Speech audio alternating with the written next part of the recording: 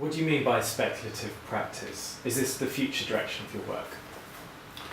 Well, maybe I'd start by coming back to study. I mean, if you understand study as something that occurs in the undercommons of the university, but in a way in which you produce a new kind of intensity, because you say, we're sticking with this, we're staying with this, we don't care about credit, we don't care about graduation, we're doing this together, we're getting in debt to each other, we're developing some very deep relations in the process.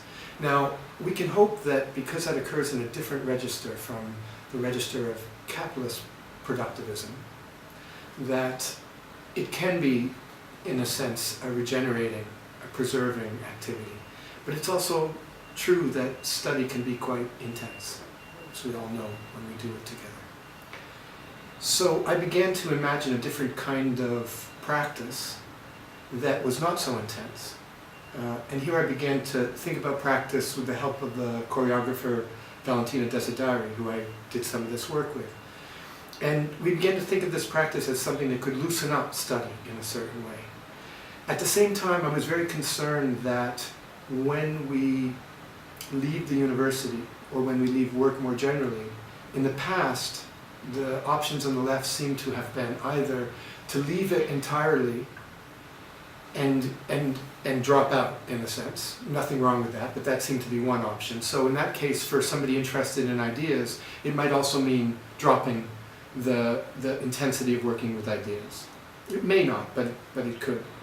It certainly would mean not taking some of the resources of the university with you.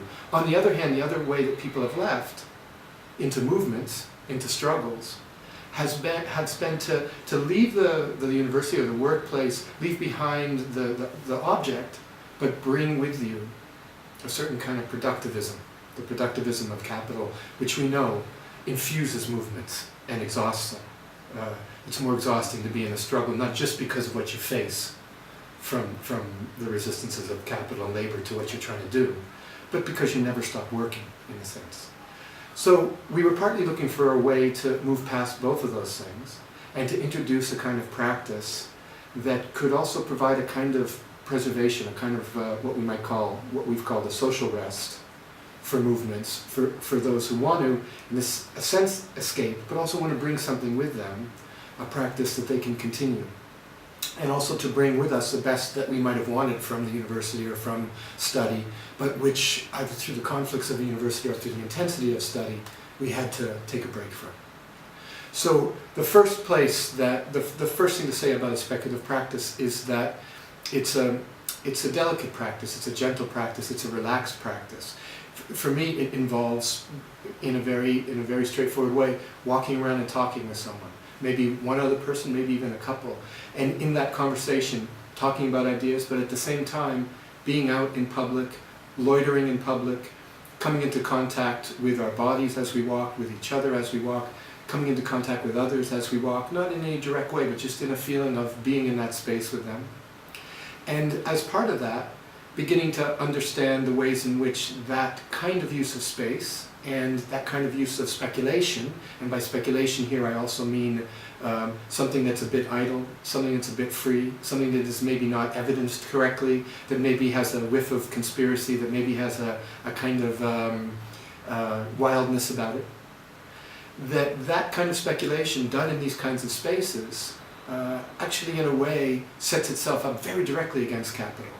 Not in the sense that, say, the situationists might have tried to make that space strategic or playful, but just in this way in which, merely by using the space in an unfit way, an improper way, a loitering way, we encounter ourselves in a kind of opposition to the way public space is supposed to be used and the way that ideas are supposed to be exchanged and that people are supposed to be together. So speculation is also a practice that, while gentle, also gently works against what's expected of people when they walk around together. And it begins to develop a set of complicities, because we can begin to imagine that there are others doing this all the time, on the street corner, in the cafe, in the park. A kind of speculative practice is going on around us all the time, just as we know study, in a more intensive way, goes on in different places around with us.